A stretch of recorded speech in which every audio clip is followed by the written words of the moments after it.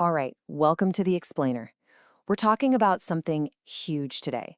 In August 2025, India basically tore up its old tax rulebook and started fresh. We're talking about a law that's been around for over 60 years. Gone. It's a massive change.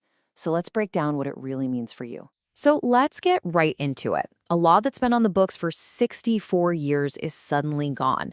The real question, the one you're probably asking, is so what? What does this actually mean for my wallet, for my business, for how I plan my finances? And that's exactly what we're going to dig into. And to really get a sense of how big a deal this is, you just have to look at this timeline. The old law, that came into effect way back in 1961. Think about that. For over 60 years, that was the rule book. Now, fast forward to 2025, and it's a totally new ballgame, a complete reset. Okay, so why go through all this trouble? What was the big mission here? Well, it all boils down to one word: simplicity. The old law had become, let's be honest, a tangled, complicated mess. The main goal of this new bill was to just cut through all that noise. And you don't have to take my word for it. The numbers tell the story. The old law was an absolute beast. We're talking over 500,000 words, spread across more than 800 sections. The new bill? It slashes that almost in half. This isn't just a little trim here and there.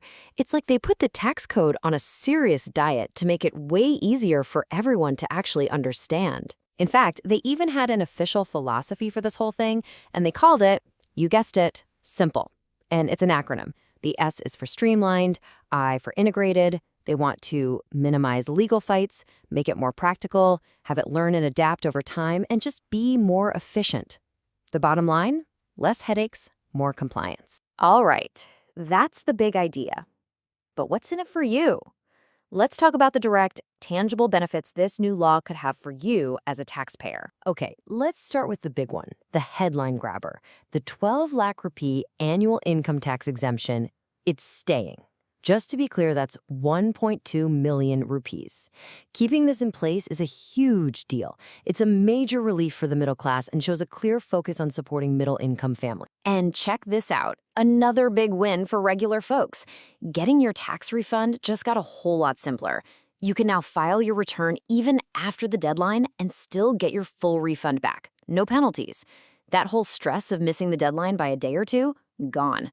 That's a huge weight off people's shoulders. Now, there was a bit of a scare for a minute. A typo, a drafting error in the bill, made it look like the interest rate for late payments was about to triple, going from 1% up to 3%.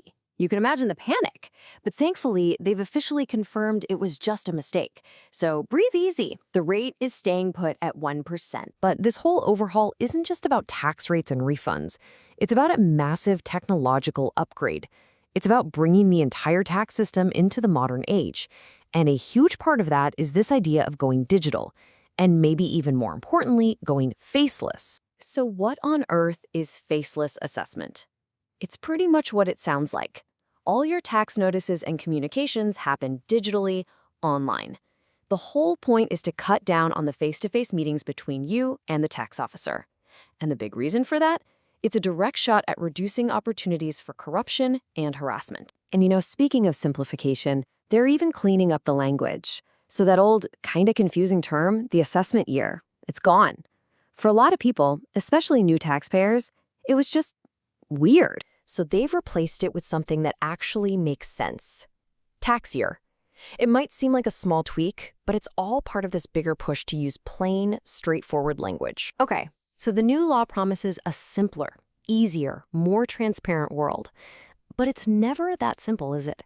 Let's talk about some of the nitty-gritty details and the real challenges that are still on the road ahead. So one good thing is that the final version of the bill actually fixed some important stuff based on what people were saying. For homeowners, that popular interest deduction for pre-construction loans, it's back in. They also tightened up the rules for religious trusts to make sure the exemptions are going to the right places.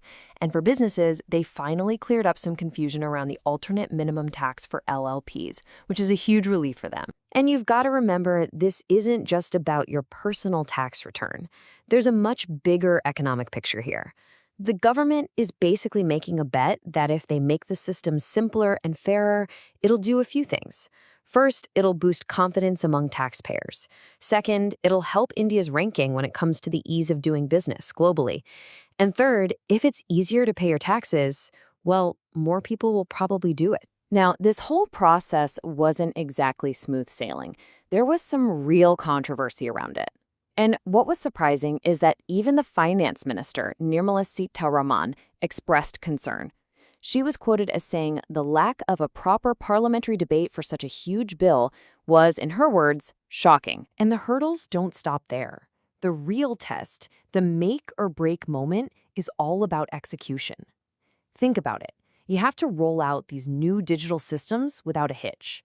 You need to retrain every single tax official on a brand new law. And, maybe most importantly, you have to make sure the public, everyday taxpayers, actually knows what's going on. That's a massive education effort. So that brings us full circle. The 2025 tax bill is, without a doubt, a landmark moment. It promises a system that's simpler, more modern, and fairer for everyone. The blueprint looks good on paper, but the big question that hangs over everything is, can they pull it off? Will the real-world execution actually live up to that incredible promise? I guess we'll have to wait and see.